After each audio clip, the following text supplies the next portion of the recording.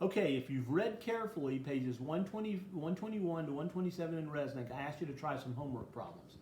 Homework problem number 1 and homework problem number 4. And I've gone ahead and got some props out to help us out with some of these questions. So Mauricia, why don't you read homework problem number 1, and then I'm going to have you go back and read a passage in Resnick that has something to do with the concept explored in homework problem number 1. Which of the following are games of perfect information? Checkers? Okay, let's stop there. Checkers. Here's a checkerboard right here. And checkers proceeds by black playing first and moving a checker to one particular diagonal, then white playing, and the game proceeds in this order of sequence of moves. Now notice that, now Mauricia, go back and read us the characterization of perfect information back on page 123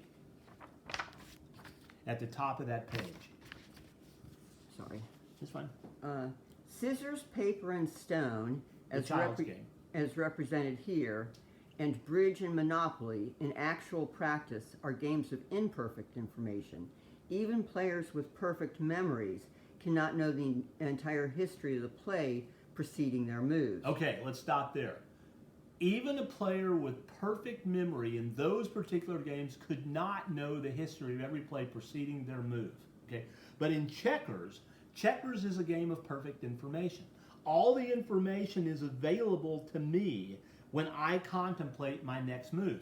I don't have a perfect memory, but if I did, I would also know every single play that led up to the particular configuration on the board at that particular time.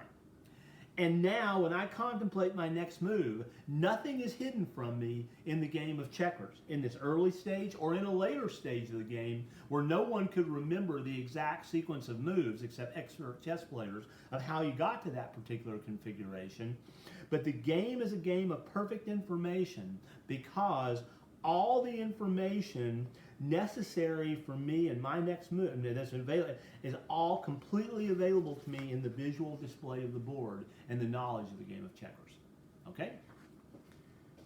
Poker. Poker. Interesting. Okay? Let's consider poker for a minute.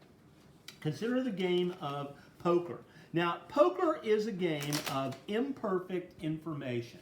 But what's interesting about poker is different variations of poker enable players to have more information about the components of their hands of their opponent's cards. So suppose we're just playing a hand of draw poker, 5-card draw poker. I'll deal out 5 cards to all players, and the only thing I have access to are the cards in my hand.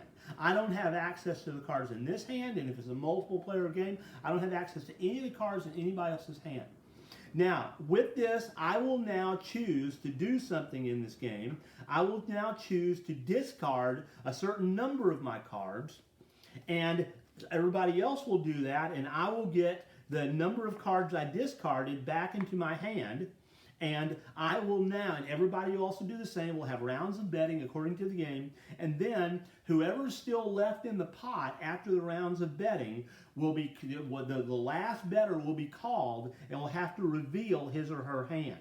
In this case, I had a pair of 7s. Not a particularly good hand in this, and somebody else might be able to beat that hand if they stayed in it. But this is a game of imperfect information, in fact a game of very little information, because the only access to information I have to in the game are the 5 cards I initially was dealt, followed by the however many number of cards I drew from discarding the pile.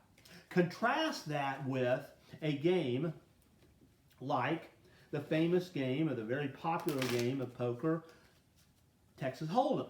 Okay? In Texas Hold'em, all the players get dealt 2 down cards.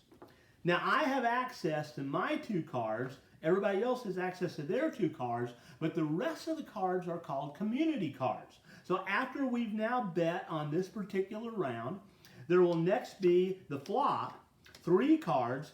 Everybody's hand has access to these 3 cards. So I know the information of what is a component of everybody else's hand in the game of Texas Hold'em because we all share these 3 cards. There's a round of betting. Whoever's left, next card, the turn is introduced, And we have another round of betting and whoever's left in the game. And then finally, the last card is drawn. And now we'll have a round of betting and people will have to show what they have. I would not have stayed in this particular hand very long, given what I know is in my hand, and given what I assume, given the distribution of cards, is on everybody else's hand. But this is a game of imperfect information still, but more information is available to me as a player of this game because of the structure of this game and the community cards that we all share.